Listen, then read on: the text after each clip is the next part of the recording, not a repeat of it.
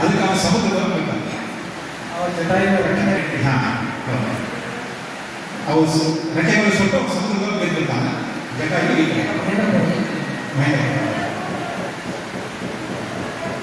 ಸಮುದ್ರವನ್ನು ದಾಟುವ ಸಾಮರ್ಥ್ಯ ಯಾರಿಗೆ ಎಷ್ಟು ದೂರ ದಾಟುವ ಸಾಮರ್ಥ್ಯ ಅಂತನ್ನುವುದಾಗಿ ಹೇಳಿದ್ದಾರೆ. ಪ್ರತಿಯೊಬ್ಬರೂ ಕೂಡ ಅಲ್ಲಿ ಹೇಳ್ತಾರೆ ನನಗಿಷ್ಟು ಯೋಜನೆ ಹಾರುವ ಸಾಮರ್ಥ್ಯ, ಇಷ್ಟು ಯೋಜನೆ ಹಾರುವ ಸಾಮರ್ಥ್ಯ, ಯಾರಿಗೆ ಎಷ್ಟು ಹಾರುವ ಸಾಮರ್ಥ್ಯ ಅದನ್ನು ಅದಕ್ಕಿಂತಲೂ ಮುಂಚೆ ಅದರ ಪೂರ್ವಭಾವಿಯಾದ ಒಂದು ಪ್ರಶ್ನೆ.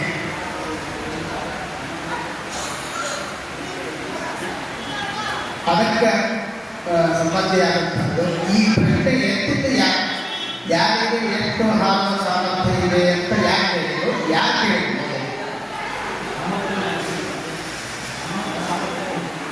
ಕೇಳಿದ್ದು ಯಾರು?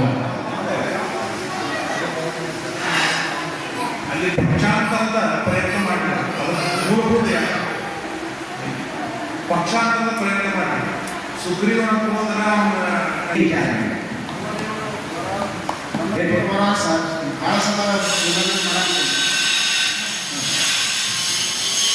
ಅಕ್ಷಯ್ ಕುಮಾರ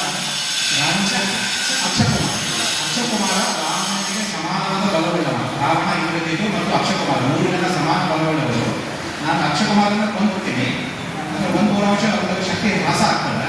ಇಂದ್ರಜಿತನ ಯಾಕೆ ಕೊಡಬೇಕು ಅಂತಂದರೆ ಅವನ ಶಕ್ತಿ ಉಳಿದವರಿಗೆ ಗೊತ್ತಾದರೆ ಆಮೇಲೆ ಅವನಿಗೆ ಬಿಡ್ತೀನಿ. ಅದಕ್ಕೆ ಅಕ್ಷಯಕುಮಾರನ ಕೊಂದ. ಹೆಂಗೆ ಕೊಂದ? ಅಕ್ಷಯಕುಮಾರನ ಅವನು 2 ಕಾಲನ್ನು ಎತ್ತಿ ಮೇಲೆ ಹಾರಿ ತಿರುಗಿಸಿ ರಫ್ ಅಂತ ನೆಲಕ್ಕೆ ಬಡದು ಕೊಂದ. ಇಂದ್ರಜಿತ ಹನುಮಂತನನ್ನ ಯಾವುದರಿಂದ ಕಟ್ಟಿ ಹಾಕಿದ? ವಾಸ್ತವಿಕವಾಗಿ ಬ್ರಹ್ಮಾಸ್ತ್ರದಿಂದ ಹನುಮಂತನನ್ನ ಕಟ್ಟಿ ಆಗ್ತಿದ್ದಿಲ್ಲ.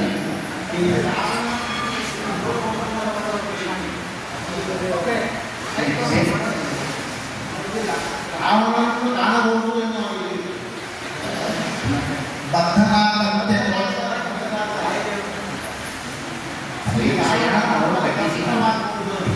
ಅಲ್ಲ ಬ್ರಹ್ಮನಾದ ಉತ್ತರ ಕೊಡಲಿಲ್ಲ.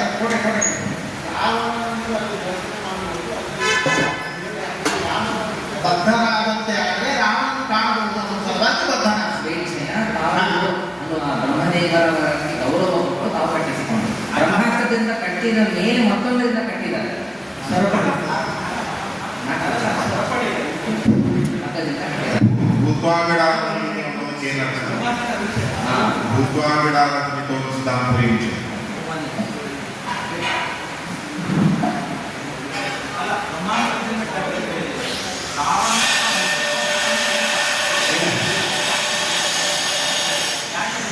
ತಕ್ಷಣ ಬಿಟ್ಟು ಹೋಗ್ಬಿಡ್ತಾರೆ. ಬ್ರಹ್ಮ ಮತ್ತು ವಾಯು ಕೂಡ ಸಮಾನ ಪಕ್ಷ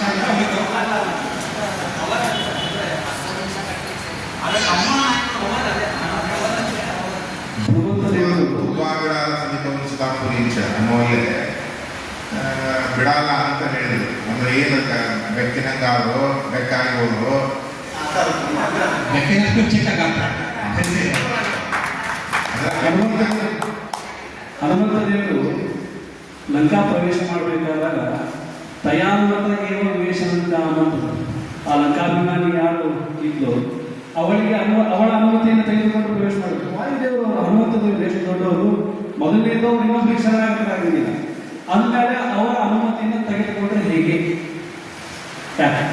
ಅವರು ಲಂಕಾಭಿಮಾನಿ ದುರ್ಗಾದೇವಿಯ ಪರಿವಾರದ ದೇವತೆ. ಆ ಲಂಕೆಯ ರಕ್ಷಣೆಗೆ ನಿಯೋಜಿಸಲ್ಪಟ್ಟರು. ಮತ್ತು ಅವಳನ್ನು ಹೊಡೆದು ಪುಷ್ಟೀಕರಣ ಮಾಡ್ತಾರೆ. ಆಮೇಲೆ ಅನುಮತಿ ತಗೊಂಡು ಒಳಗೆ ಬರ್ತಾರೆ. ಅನುಮತಿ ತಗೊಂಡು ಹೊಡೆಯೋದಕ್ಕೆ ಹೇಳಿದಾಗ ಅನುಮತಿ ಕರೆಕ್ಟ್ ಬರೋದು. ಈಗ ಬ್ರಹ್ಮಾಸ್ತ್ರದಿಂದ ಕಪಿ ಬಂಧನ ಯಾರು ಬಂಧನ ಮಾಡಿದ್ರು? ಕಪಿಯನ್ನ ಹನುಮಂತನನ್ನು ಬಂಧಿಸಿದವರು ಯಾರು? ಬಂಧಿಸಿದ ಮೇಲೆ ಬ್ರಹ್ಮಾಸ್ತ್ರ ಹೋಯ್ತು, ಅಲ್ಲೇ ಇತ್ತು. ಮತ್ತು ಹೋದ್ಮೇಲೆ ಬಂಧನ ಹೆಂಗೆ? ಬೇರೆ ಅಸ್ತ್ರ. ಹೌದು. ಬ್ರಹ್ಮಾಸ್ತ್ರ ಹೋದ್ಮೇಲೆ ಹನುಮಂತ ಆರಾಮ್ ಹೋಗೋದಿಲ್ಲ. ಯಾಕೆ ಬ್ರಹ್ಮಾಸ್ತ್ರ ಬಂಧನ ಹೋಗಿತ್ತು. ಬ್ರಹ್ಮಾಸ್ತ್ರ ಬಂಧನ ಹೋದ ಮೇಲೆ ಹನುಮಂತ ಫ್ರೀ ಆಗಿದ್ದ. ರಾಮ ದೂತನಾಗಿ ಬಂದಿದ್ದ.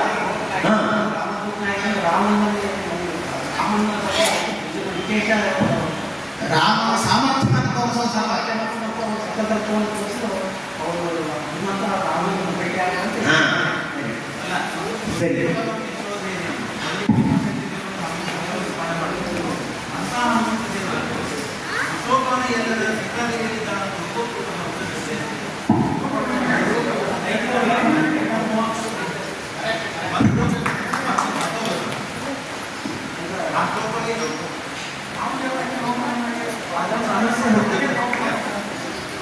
ಚೂಡಾಮಣಿಯನ್ನು ಹನುಮಂತದ್ದು ಒಬ್ಬರೇ ಕೊಟ್ಟರು, ಎಲ್ಲರಿಗೂ ಕೊಟ್ಟರು. ಚೂಡಾಮಣಿ ಹನುಮಂತರು ಬೇಕಾದ್ರೆ ಒಬ್ಬರೇ ಕೊಡಾಯಿತು. ಆ ಚೂಡಾಮಣಿ ಕೊಟ್ಟಿದ್ದು ಭಗವಂತವಾಗಿ ಯಾವ ಶಬ್ದ ಹೇಳಿದ್ದಾರೆ ಅಂದ್ರೆ ಇಂದ್ರಕಾಂಡ ಕಾರಣ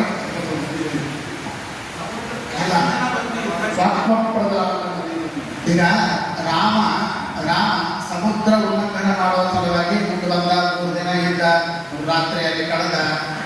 ಆ ಸಮಯದಲ್ಲಿ ಪಾಠದಲ್ಲಿ ರಾಮನನ್ನ ಭೇಟಿಯಾಗಲಿಕ್ಕೆ ಲಂಕಾದಿಂದ ಒಬ್ಬ ಬಂದ. ಯಾರು? ವಿಭೀಷಣರು. ಯಾಕೆ ಬಂದ? ರಾವಣನ ಪಕ್ಷ ಸರಿ ಇಲ್ಲ, ರಾಮನ ಪಕ್ಷ ವಹಿಸಿ ಅವನಿಗೆ ಸಹಾಯ ಮಾಡಿ ಹೌದು. ಬಂದ ಮೇಲೆ ವಿಭೀಷಣ ಬಂದರೆ ಅವ ಅಪೋಸಿಟ್ ಪಾರ್ಟಿಯಿಂದ ಬಂದಾನಂತ ಗೊತ್ತಿತ್ತೋ ಇಲ್ಲೋ ರಾಮನಿಗೆ? ಮತ್ತು ಯಾಕೆ ಸ್ವೀಕಾರ ಯಾಕೆ ಮಾಡಿದ? ಅವನು ಕರೆಕ್ಟ್. ರಾಮ ಭಕ್ತ, ರಾಮ ಭಕ್ತ ಅಂದ್ರೆ ಏನಾಯ್ತು? ಒಂದಂಟು ಅವರೇ ರಾಮನ ಭಕ್ತನಾದ ಮಾತ್ರಕ್ಕೆ ರಾಮನ ಅನೇಕ ಭಕ್ತರು ಬೇಡ ಅಂತ ಅಪೋಸ್ ಮಾಡಿರೋ ಇಲ್ಲೋ? ಆದರೂ ಯಾಕೆ ಸ್ವೀಕಾರ ಮಾಡಿದ? ಹನುಮಂತ ದೇವರು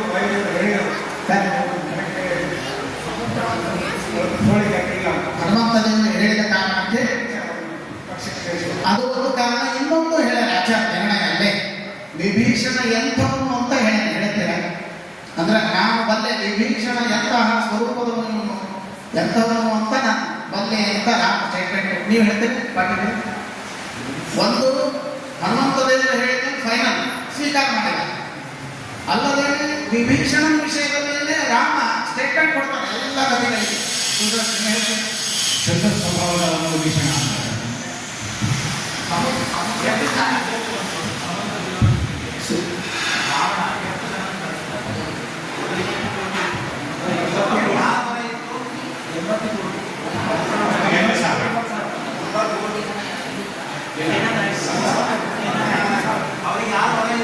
ರುದ್ರದೇವರ ಮಗ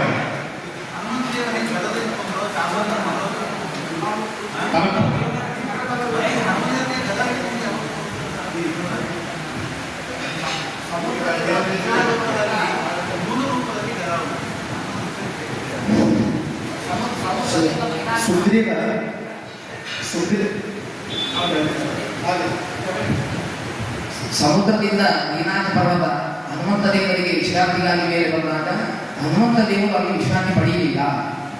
ಅದು ಯಾಕೆ ಅನ್ನೋದಕ್ಕೆ ಕಾರಣ ಕೊಟ್ಟಿದ್ದಾರೆ. ಅದು ಶ್ಲೋಕ ಓದಿದ್ರೆ ಅವನಿಗೆ ಪ್ರಶ್ನೆ. ಸುಗ್ರೀವನ ಮಾತನ್ನು ಕೇಳಿ ರಾಮಚಂದ್ರ ದೇವರು ಇನ್ನೊಬ್ಬರ ಸನ್ಮಾನ ಮಾಡುವುದಕ್ಕಾಗಿ ಬಂದರು. ಇನ್ನೊಂದು ರೂಪ ಯಾರು? ಸುಗ್ರೀವನ ಮಾತು ಅಂದರೆ ಹಿಂದಿನ ಪ್ರಶ್ನೆ ಕೇಳಿದೆ, ದುಂದುಗಿಯ ಸನ್ಮಾನದ ಬಗ್ಗೆ ಕೇಳಿದೆ. ಅದಾದಮೇಲೆ ಅಲ್ಲೇ ಮುಂದೆ 7-8ನೇ ಶ್ಲೋಕದಲ್ಲಿ ಬರಬೇಕಾದಾಗ ಸುಗ್ರೀವನ ಮಾತನ್ನು ಕೇಳಿ ರಾಮಚಂದ್ರ ದೇವರು ಬ್ರಹ್ಮದೇವರಿಂದ ವರವನ್ನು ಪಡೆದುಕೊಂಡಿರ್ತಕ್ಕಂತಹ ಸಪ್ತಕಾಲ ಅವರನ್ನ ಪರಮಾತ್ಮ ಹೇಗೆ ಛೇದಿಸಿದ? ಒಂದೇ ಬಾಣವನ್ನು ಛೇದಿಸಿದ. ಆ ಬಾಣ ಛೇದಿಸಾದ್ಮೇಲೆ ಅದು ಎಷ್ಟು ಕೆಳಗಡೆ ಅಲ್ಲಿ ಹೋದ ಮೇಲೆ ಅಲ್ಲಿ ಕುಮರಿಗಳು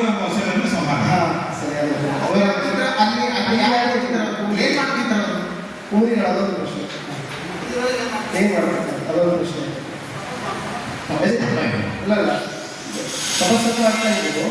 ಈ ಯಾಕೆ ಮಾಡ್ತಾ ಇದ್ರು ಒಂದು ಪ್ರಶ್ನೆ. ಇನ್ನೇನು ಪ್ರಶ್ನೆ ಅಂದರು ಸತತ ಸಮಾನ ಅವ್ರು ಏನನ್ನ ಅಪೇಕ್ಷೆ ಇಟ್ಟುಕೊಂಡು ತಪಸ್ಸು ಮಾಡ್ತಾ ಇದ್ರು. ಬ್ರಹ್ಮತ್ವವನ್ನು ಅಪೇಕ್ಷಿಸುವ ಯಾರಿಂದ ಬರವನ್ನು ಪಡ್ಕೊಂಡು ಬ್ರಹ್ಮದೇವರಿಂದ ಸವಾಲು. ಜೋರಾದ ಚಪ್ಪಾಳೆ ಎಲ್ಲರಿಗೂ. ಹನುಮಂತ ದೇವರನ್ನು ಬ್ರಹ್ಮದೇವರಿಂದ ವರ ಪಡ್ಕೊಂಡು ಅವರು ಕುರ್ಚಿಯಲ್ಲಿ ಬಯಸಿದ್ರು. ಸರಿಯಾದ ಸರಿಯಾದ ಹನುಮಂತ ದೇವರನ್ನು ಬ್ರಹ್ಮಾಸ್ತ್ರದಿಂದ ಕಟ್ಟಿ ಕರ್ಕೊಂಡು ಬಂದು ರಾವಣನನ್ನು ನಿಲ್ಲಿಸಿದಾಗ ಸೀತೆಯನ್ನು ತಿರುಗಿಕೊಂಡು ಅಂತೆಲ್ಲ ಅವನು ಉಪದೇಶ ಮಾಡಿದ. ರಾವಣ ಸಿಟ್ಟು ಬಂದು ಏನು ಆಜ್ಞೆ ಮಾಡಿದ? ಕೊರಡೆ ಆಜ್ಞೆ ಮಾಡಿದ. ಮುಂದೆ ವಿಭೀಷಣ ಹೇಳಿದ ದೂತರನ್ನು ಕೊಲ್ಲೋದು ಸರಿಯಲ್ಲ. ಮುಂದೇನೆ ಮುಂದೆ ಅವನ ಚಿಕ್ಕ ಬಾಲಕ ಬಟ್ಟೆ ಕಟ್ಟಿ ಬೆಂಕಿ ಹಚ್ಚಿದ. ಬೆಂಕಿ ಹೆಚ್ಚಾಗಿತ್ತು. ಆ ಬೆಂಕಿ ಹನುಮಂತರು ಸೂತ ಇಲ್ಲ. ಯಾಕೆ ಸೂತಿಲ್ಲ? ಅಲ್ಲ, ಅಗ್ನಿ ಮತ್ತು ವಾಯು ಸ್ನೇಹಿತರು. ಅದಕ್ಕೆ ಬೆಂಕಿ ಏನು ಮಾಡಿದ? ಏನೋ ಸುತ್ತ ಲಂಕಾ ನಿರ್ಮಾಣ ಮಾಡಿದ್ದಾರೆ. ಲಂಕಾ ನಿರ್ಮಾಣ ಮಾಡಿದ್ದಾರೆ. ವಿಶ್ವಕರ್ಮ. ಸುವರ್ಣದ ಕಳಸಾರಿ. ಲಂಕಾಪಟ್ಟಣ ಹನುಮಪ್ಪ ಸುತ್ತ ಆಚಾರ ಪ್ರಶ್ನೆ ಕೇಳಿರ್ತಾರೆ. ಆ ಲಂಕಾಪಟ್ಟಣ ಇಟ್ಟಗಳಿಂದ ನಿರ್ಮಿತವಾಗಿತ್ತೋ ಅಥವಾ ಇನ್ಯಾವುದಾದರೂ ಲೋಹದ ಅಂತ ಕೇಳಿರ್ತಾರೆ. ಸುವರ್ಣ ರತ್ನ ಕಾಳಿಂದ ಮಗ್ಗ ಮಾಡಿದ್ರು. ಅದ್ರಲ್ಲಿ ಎಲ್ಲಿದೆ ಇತ್ತು ಇಟ್ಟಂಗಿ ಯಾವುದನ್ನು ಮಾಡಿಲ್ಲ. ಇಮಿಡಿಯೇಟ್ ಆಗಿ ಧಾರವಾಡ ಅಂದರೆ ಧಾರವಾಡ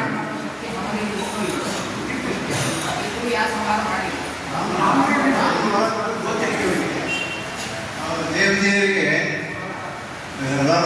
ಗೊತ್ತಿತ್ತು. ಅದಕ್ಕೋಸ್ಕರ ಅವನ ಇಚ್ಛೆಗೆ ಇಳಿದು ಆಯ್ತು. ಇಚ್ಛೆ ವಿರುದ್ಧ ಹೋದ್ರೆ ರಾಮ ಸಿಟ್ಟಿ ಬರ್ತಿದ್ದ.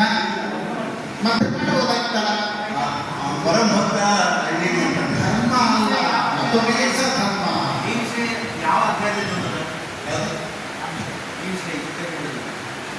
ಕೊಲ್ಲುವ ಸಾಮರ್ಥ್ಯ ಇದ್ದರೂ ಏಳನೇ ಅಧ್ಯಾಯ.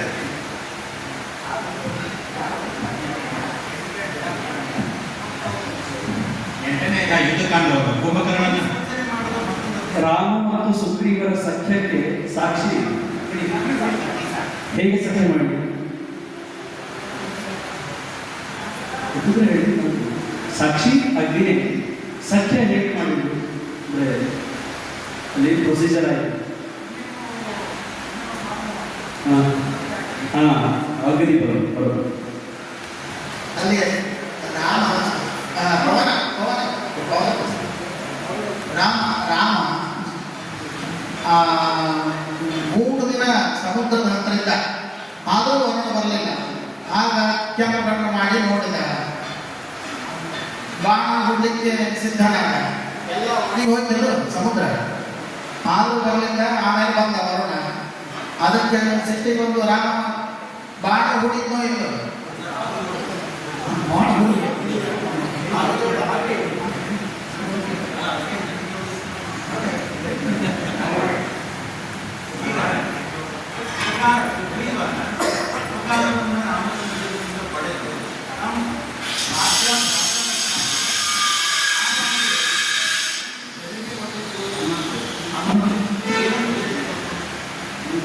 ಈ ಸಂದರ್ಭ ಇದೇ ಅಧ್ಯಾಯದಲ್ಲಿ ಮತ್ತೊಂದು ಕಡೆಗೆ ಮತ್ತೊಂದು ಪ್ರಸಂಗದಲ್ಲಿ ಬಂದ ಎರಡು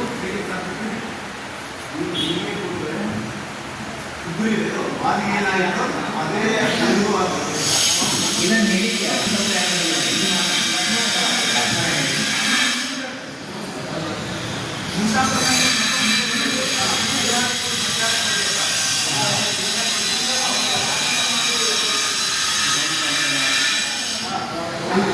ರಾಜ ಮಾಡಿ ಅಲ್ಲಿ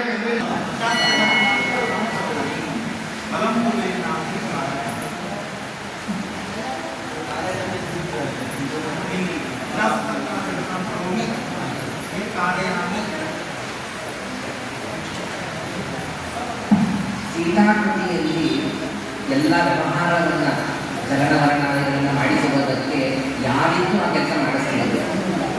ಇಂದ್ರದೇವರು ಇಂಟರ್ವ್ಯೂ ಸೀತಾದೇವಿಗೆ ಅಕ್ಷರ ಔಷಧ ಸೀತಾದೇವಿ. ಇಲ್ಲಿವರೆಗೆ ತಾತ್ಪರ್ಯ ನಿರ್ಣಯದ ಪ್ರಶ್ನೋತ್ತರಗಳನ್ನು ಕೊಟ್ಟಿದ್ದಾರೆ. ಇನ್ನು ಮುಂದೆ ಶ್ರೀಮದ್ ಭಗವದ್ಗೀತೆಯ 7 ಮತ್ತು 8ನೇ ಅಧ್ಯಾಯಗಳ ಪ್ರಶ್ನೋತ್ತರಗಳನ್ನು ಕಾರ್ಯಕ್ರಮ ನಡೆಸಿಕೊಳ್ಳಲು ಅಧ್ಯಕ್ಷರನ್ನು ಕೇಳ್ತೀನಿ. ಆಚಾರ್ಯರು ವ್ಯಾಖ್ಯಾನ ಮಾಡುವಾಗ ಮೊದಲ 6 ಅಧ್ಯಾಯದಲ್ಲಿ ಏನು ಹೇಳಿದ್ದಾರೆ, 7ರಿಂದ 13, 12ವರೆಗೆ ಏನು ಹೇಳ್ತಾರೆ ಅನ್ನೋದು ಪ್ರಾರಂಭದಲ್ಲಿ ಹೇಳ್ತಾರೆ. ಏನು 6ವರೆಗೆ ಹೇಳಿದ್ರು, 7ರಿಂದ 7 ಮೊದಲ ಅಧ್ಯಾಯದಲ್ಲಿ ಕರ್ಮ ಹೇಳಿದ್ದಾರೆ. ಮುಂದಿನ 2 ಷಟ್ಕದಲ್ಲಿ ಜ್ಞಾನ, ಆ ಭಗವನ್ ಜ್ಞಾನ ಹೇಳಿದ್ದಾರೆ. ಮಹಿಮಾ ಮೊದಲನೇ ಶತಕದಲ್ಲಿ ಜ್ಞಾನೋಪಾಯ ಹೇಳಿ, 2ನೇ ಶತಕದೊಳಗೆ ಭಗವಂತನೇ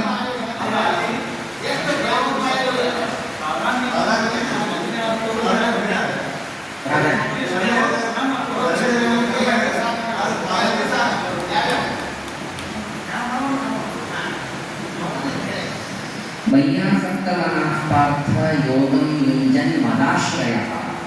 ಮದಾಶ್ರಯ ಅಂತಂದ್ರೆ ದೇವರಲ್ಲಿ ಇರೋದು ಎಲ್ಲರಿಗೂ ಸಾಧಾರಣವಾಗಿ ಇದೆ. ಮದಾಶ್ರಯ ಅಂತನ್ನೋದಕ್ಕೆ ಭಾಷ್ಯದಲ್ಲಿ ಒಂದು ಅದ್ಭುತವಾದ 2-3 ಸಾಲಿನಲ್ಲಿ ಒಂದು ಅರ್ಥವನ್ನು ಹೇಳ್ತಾರೆ.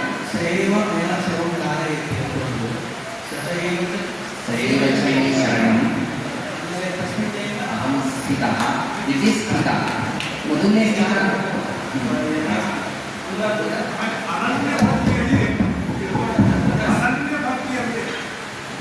ಮುಖ್ಯ ಭಕ್ತಿ. ಪರಮಾತ್ಮನಲ್ಲಿ ಮಾಡುವಷ್ಟು ಭಕ್ತಿಯನ್ನು ಬೇರೆ ಯಾರಲ್ಲೂ ಮಾಡುವಂತಿಲ್ಲ. ಉಳಿದ ದೇವತೆಗಳನ್ನು ಪರಮಾತ್ಮನ ಪರಿವಾರತೆಯ ತಾರತಮ್ಯಯುಕ್ತರಾಗಿ ಭಕ್ತಿ ಮಾಡಿ.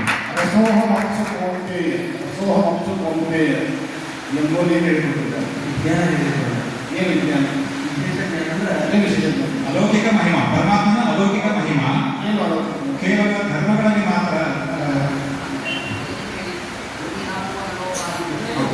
ಅದು ಜ್ಞಾನ, ಅದು ಸಾಮಾನ್ಯ ಅದು ಲೌಕಿಕ ಮಹಿಮೆ ಹಾಗಾದ್ರೆ. ಭೂಮಿರಾಪೋ ನಮೋವಾಯು ಅನ್ನೋದೇ ಲೌಕಿಕ ಮಹಿಮೆ. ಪರಮಾತ್ಮನ ಜ್ಞಾನ. ಅದು ಅಲೌಕಿಕ ಮಹಿಮಾ ಇದೆ.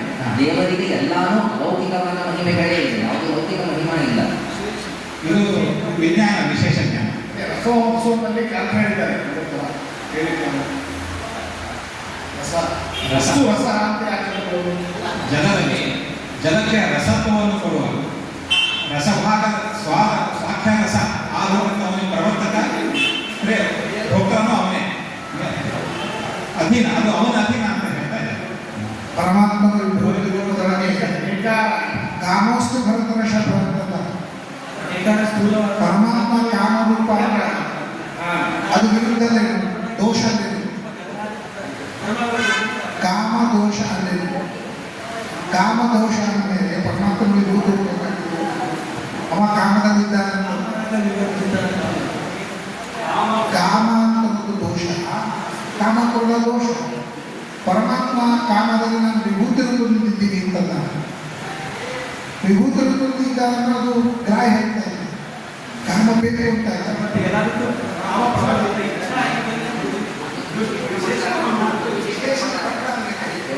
ಕಾಮದಾಗ ವಿವರ್ಜಿತವು.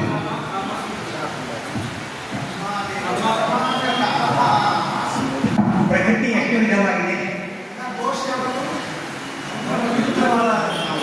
ಪ್ರಕೃತಿ ಎಷ್ಟು ವಿಧ ಅಂತ ಹೇಳ್ತಾನೆ. ಪುಣ್ಯೋಗಂಧ ಬರೀ ಗಂಧ ಅಂತ ಪುಣ್ಯ ಅಂದ್ರೆ ಶುಭಗಂಧ, ಶುಭ ವಸ್ತುಗಳ ಸಾರ ಭೋಕ್ತೃತ್ವ ಪರಮಾತ್ಮನಿಗೆ ಇದೆ ಅಂತ ಹೇಳಲಿಕ್ಕೆ ಪುಣ್ಯೋಗಂಧ. ಅಶುಭ ಭಕ್ತೃತ್ವ ಹೊರತಾಗಿ ಅಶುಭ ಭೋಕ್ತೃತ್ವ ಅದು ಅವನಿಗೆ ಅನುಭವ ಅದ, ಆದ್ರೆ ಅದು ಅವನಿಗೆ ದುಃಖಕ್ಕೆ ಕಾರಣ ಆಗಿದೆ. ಹಂಗೆ ಕೇಳಬೇಕು. ಹೋಗನೆ ದೇವರಿಗೆ ಅಶುಭ ಭಕ್ತೃತ್ವ ಅಂದ್ರೆ ಅದು ಅನುಭವನೇ ಇಲ್ಲ ಅಂತ ಹೇಳೋಣ. ಜ್ಞಾನವನ್ನು ಹೇಳ್ತಾ ಇರುವಾಗ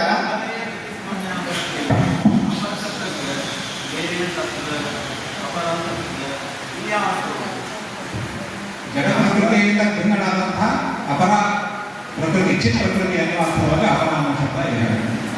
ಪ್ರಕೃತಿನೇ ತಗೊಳ್ಬೇಕು ಅಂತ ಹೇಳ್ತೀರಿ, ಅಪರ ಅದಕ್ಕೆ ಚಿತ್ ಪ್ರಕೃತಿನೇ ತಗೊಳ್ಬೇಕು ಅಂತ ಹೇಳ್ತಾ ಇದ್ದೀವಿ. ಅಪರೇ ಸ್ಪನ್ಯಾಮ ಅಂತ ಮಕ್ಕಳಿಗೆ ಅದೇ ತಗೊಳ್ಬೇಕು ಅಂತ ಹೇಳ್ತೀರಿ. ಯಾಕೆಂದ್ರೆ ಭೂಮಿ ರಾಮವಾಯು ಅಂತ ಹೇಳಿ ಜಗತ್ ಪ್ರಕೃತಿಯ ವಿಭಾಗವನ್ನು ಹೇಳಿದ್ದಾನೆ ಅಂದ್ರೆ ಮುಂದೆ ಇದಕ್ಕಿಂತಲೂ ಪರಾಮ ತಂದಿದ್ದಾನೆ. ಪ್ರಕೃತಿ ಎಷ್ಟು ವಿಧ ಅಂತ ಹೇಳಿದ್ರೆ ಯಾವ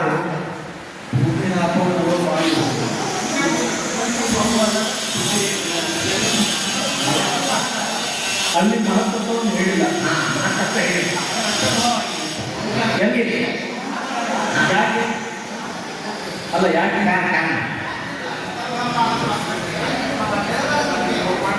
ಅಂತರ್ಭಾವ ಅಂದ್ರೆ ಏನಾಯ್ತು? ಯಾಕೆ ಅದೊಂದು ಪ್ರಕೃತಿ ಕಾರ್ಯ ಹೌದು ಅಲ್ಲೋ? ಹಾ. ಕಾರಣ ಯಾವುದು? ಮಹತ್ವ ಕಾರ್ಯ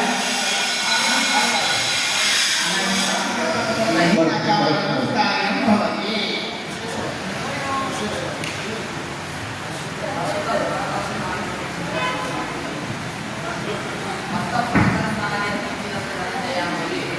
ತನ್ನಿಂದ ಭಿನ್ನವಾದ ಪರತರ ವಸ್ತುನೇ ಇಲ್ಲ ಅಂತಂದ್ಬಿಟ್ರೆ ಏನು ಸಮಸ್ಯೆ? ತನ್ನಿಂದ ಭಿನ್ನವಾದ ಮತ್ತೊಂದು ವಸ್ತುನೇ ಇಲ್ಲ ಅಂತ ಈ ಅರ್ಥ ಮಾಡಿ ಬರೆದೋ ಇಲ್ಲೋ ಅಂತ ಮಾಡಿದರೆ ಒಂದು ಪದದ ಕೃತ್ಯ ಹೋಗ್ಬೇಕಾಗ್ತದೆ. ಮತ್ತಃ ಪರತರಂ ನಾಣ್ಯ ಕಿಂಚಿದಸ್ತಿ ಧನಂಜಯ ತನ್ನಿಂದ ಭಿನ್ನವಾದ ಇನ್ನೊಂದು ವಸ್ತು ಅಂತ ಹೇಳ್ತಾ ಇಲ್ಲಿ ಪದದ ವಸ್ತುನೇ ಇಲ್ಲ ಅಂತ ಈ ಅಭಿಪ್ರಾಯ ಇಟ್ಕೊಂಡ್ರೆ ಆಗ ಒಂದು ಪದದ ಕೃತ್ಯನೇ ಇಲ್ಲದೆ ಹೋಗಬೇಕಾಗ್ತದೆ. ಆ ಪದ ಯಾವುದು? ಅನ್ಯತ್ವ. ಸರಿ, ಹಾಗಿತ್ತು ಅಂತಾದ್ರೆ ಅಲ್ಲಿ ನಿಷೇಧವೇ ಪ್ರಸಕ್ತವಾಗಿತ್ತು ಅಂತಾದ್ರೆ ಅವಾಗ ಏನು ಬೇಕಾಗಿತ್ತು? ಮತ್ತಃ ಪರತರಂ ನಾಸ್ತಿ ಅಹಂ ಸರ್ವಸ್ಯ ಜಗತಃ ಪ್ರಭಃ ಪ್ರಳಯಸ್ತಥಾ ಅಂತ ಇದನ್ನ ಅತಿಥಿ ಸಂವಾದ ಮಾಡಿದರೆ ಇಡೀ ಜಗತ್ತಿನ ಸೃಷ್ಟಿ ನಾನು ಜಗತ್ತಿನ ಸೃಷ್ಟಿ ಅಂತ ಪ್ರಯೋಗ ಮಾಡಿದ್ದು ತಪ್ಪಲ್ಲ. ಸಂಸ್ಕೃತ ವ್ಯಾಕರಣಾನುಸಾರವಾಗಿ ಯಾಕೆ ಈ ಪ್ರಯೋಗ ಮಾಡಿದ ಕೃಷ್ಣ?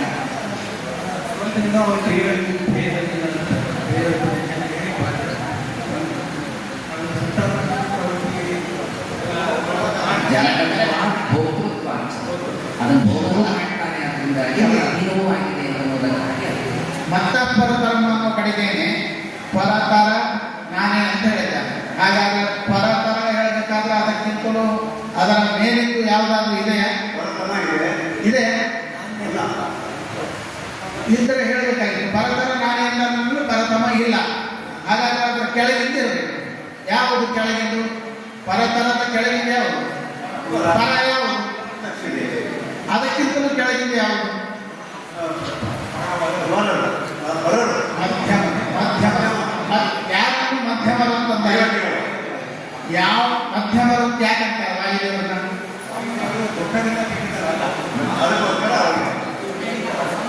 ಹಾಗೆ ದುಃಖ ಅಸಂಪೀಡಿತರು ದುಃಖ ಅಸಂಪೀಡಿತರಾದ ಮಾತ್ರಕ್ಕೆ ಲಕ್ಷ್ಮೀದೇವಿ ದುಃಖ ಅಸಂಪೀಡಿತಳೆ. ಅವಳನ್ನ ಯಾಕೆ ಮಧ್ಯಮದಲ್ಲ ಪಾರಾಂತ್ಯ? ಇವರಿಗೆ ಪ್ರಾಕೃತದೆ ನಿತ್ಯ ನಿರ್ದುಃಖ ರೂಪಳು ಅವಳು, ಇವರು ಪ್ರಾಕೃತತೆಯ ಸಂಬಂಧ ಇರುತ್ತೆ. ಈಗ ದುಃಖ ಅಪೀಡಿತತ್ವಾತ್ತು ಅಂತ ಬೋದಿತ್ತು, ದುಃಖ ಅಸಂಪೀಡಿತತ್ವಾತ್ತು ಅದೊಂದು ಅಭಿಪ್ರಾಯ ವಿಶೇಷ ಇದೆ, ಬಹಳ ರಹಸ್ಯ ಅದು ವಾಯುದೇವರ ವಿಷಯದಲ್ಲಿ. ದುಃಖ ಅಸಂಪೀಡಿತತ್ವಾತ್ತು ಶಬ್ದವನ್ನೇ ಬಳಸಲಿಕ್ಕೆ ಕಾರಣ ಇದೆ. ಲಕ್ಷ್ಮೀದೇವಿ ದುಃಖ ಅಪೀಡಿತಳು, ದುಃಖ ಇಲ್ಲೇ ಇಲ್ಲ. ಅಥವಾ ಅದುಃಖಳು, ಲಕ್ಷ್ಮೀದೇವಿ ಅದುಃಖಳು. ಇವರಿಗೆ ದುಃಖ ಬಂದು ದುಃಖದಿಂದ ಅಸಂಪೀಡಿತರು, ವ್ಯತ್ಯಾಸ ಇದೆ. ಅವರಿಗೆ ಮನಸ್ಸು ದುಃಖಾತ್ಮನ ಕ್ವಚಿತ್ ಪರಿಣಾಮವಾಗತ್ತೆ, ಆದರೆ ಅದರಿಂದ ಆತ್ಮನಲ್ಲಿ ನೀಚತ್ವ ರೂಪವಾದ ವಿಕಾರ ಬರುವುದಿಲ್ಲ. ಅದರಿಂದಾಗಿ ದುಃಖ ಅಸಂಪೀಡಿತತ್ವ. ನಿತ್ಯತ್ವಾನುಸಂಧಾನ ಬರೋದಿಲ್ಲ, ಅದರ ಸಲುವಾಗಿ ದುಃಖ ಅಸಂಪೀಡಿತ. ಯಾಕೆ ಬರೋದಿಲ್ಲ ನಿತ್ಯತ್ವಾನುಸಂಧಾನ ವಾಯುದೇವರಿಗೆ? ಅಭಿಮಾನ ಇಲ್ಲದೆ ಇರುತ್ತದೆ. ಗುರುಗಳನ್ನು ಭಜನೆ ಮಾಡುವಾಗ ಎರಡು ಪ್ರಕಾರ ಹೇಳ್ತಾರೆ. ಮಧ್ಯಮರು ಗುರುಗಳನ್ನು ಭಜನೆ ಮಾಡ್ತಾರೆ, ಉತ್ತಮರು ಗುರುಗಳನ್ನು ಆರಾಧನೆ ಮಾಡ್ತಾರೆ, ಭಜನೆ ಮಾಡ್ತಾರೆ. ಆ ಇಬ್ಬರು ಭಜನೆ ಮಾಡುವ ಕ್ರಮ ಬೇರೆ. ಗುರುಗಳಲ್ಲಿರುವ ಪರಮಾತ್ಮನ ಸನ್ನಿಧಿಯಲ್ಲಿ ಅವರು ಅರಿತುಕೊಂಡು ಭಜನೆ ಮಾಡ್ತಾರೆ. ಅವರು ಮಧ್ಯಮ ಭಕ್ತರು. ಯಾವ ಭಕ್ತರು ಗುರುಗಳನ್ನು ಪರಮಾತ್ಮನ ಪ್ರತಿಮಾ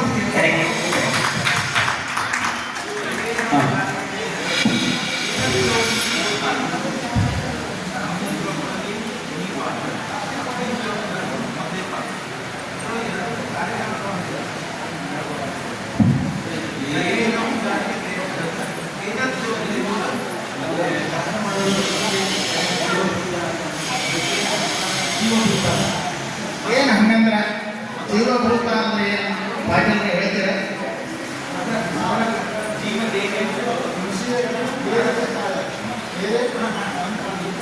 ದುರ್ಗಾನಾಂ ಪ್ರಾಣಧಾರಿಣಿ. ಮನುಷ್ಯಾಣಂ ಸಹಸ್ರೇಷು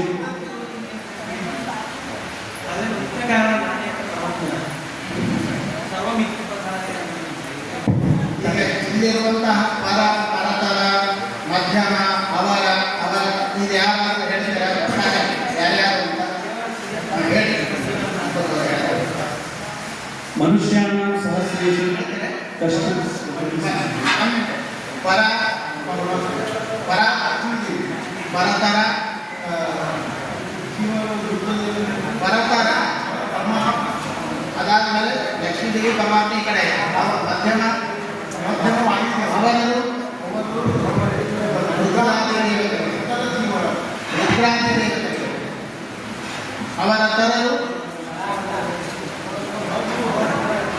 ಅಸುರರು. ರುದ್ರಾದಿ ದೇವತೆಗಳು ಅಂದ್ರೆ ಎಲ್ಲ ಜೀವರು. ಮನುಷ್ಯಾಣಂ ಸಹಸ್ರೇಷು ಅಂತ ನೋಡ್ಬಳಿಗೆ ಏನು ಹೇಳ್ತಾರೆ? ಮನುಷ್ಯಾಣಂ ಸಹಸ್ರೇಷು ಕಶ್ಚಿತ್ ಯತತಿ ಸಿದ್ಧೇ ಯತತಾಮಪಿ ಸಿದ್ಧಾನಂ ಕಶ್ಚಿತ್ ಮಾಂ ವೇತ್ತಿ ತತ್ವತಃ ಅಂತ ಮೂರನೇ ಶ್ಲೋಕ. ಅದು ಯಾಕೆ ಬಂತು ಒಮ್ಮೆ ಶ್ಲೋಕ? ಅದು ಅಲ್ಲಿ ಹೇಳಿ. ಜ್ಞಾನಿಗಳ ದೌರ್ಲಭ್ಯವನ್ನು ಹೇಳ್ತಾ ಇದ್ದಾರೆ. ಜ್ಞಾನದ ದೌರ್ಲಭ್ಯ, ಜ್ಞಾನ ಕಷ್ಟಕರ ಪಡೆಯೋದು ಅಂತ ದೌರ್ಲಭ್ಯವನ್ನು ಹೇಳ್ತಾ ಇದ್ದಾರೆ. ಅಡುಗೆ ಜ್ಞಾನದ ದೌರ್ಲಭ್ಯ ಹೇಳೋದು ಯಾಕೆ ಲೋಕಗಳಿಗೆ ಆಧಾರ ಹುಟ್ಟಲಿ ಅನ್ನೋ ಕಾರಣಕ್ಕೆ ವಿಶ್ವಕ್ಕೆ ಆಧಾರ ಹುಟ್ಟಲಿ ಅನ್ನೋ ಕಾರಣಕ್ಕೆ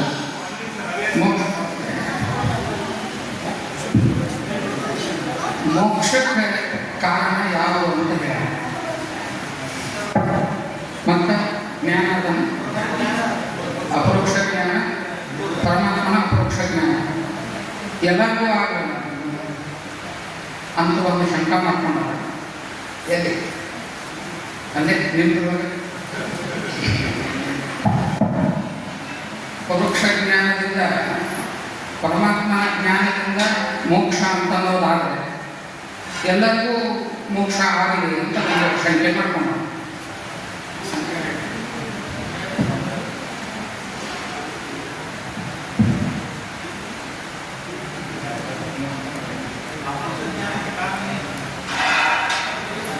ನಾಲ್ಕು ಪ್ರಕಾರದ ಜನರು ಭಗವಂತನನ್ನು ಭಜನೆ ಮಾಡ್ತಾರೆ ಅಂತ ಹೇಳಿ ಅವ್ರ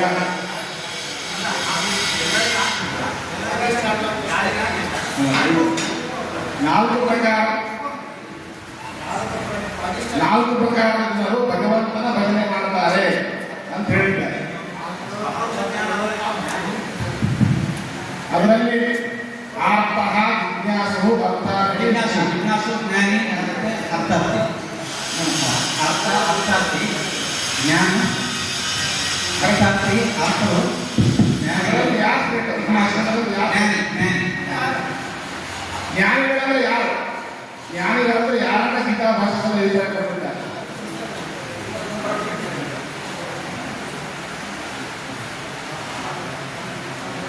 ದೇವರಿಗೆ ಜ್ಞಾನಗಳು ಅಸುರ ಅಂತ ಒಂದು ಅರ್ಥ ಮಾಡಿದ್ದಾರೆ.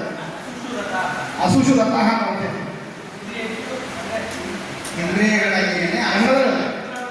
ಇಂದ್ರಿಯಗಳಲ್ಲಿ ಅತ್ಯಂತ ಸರಿಯಾಗಿ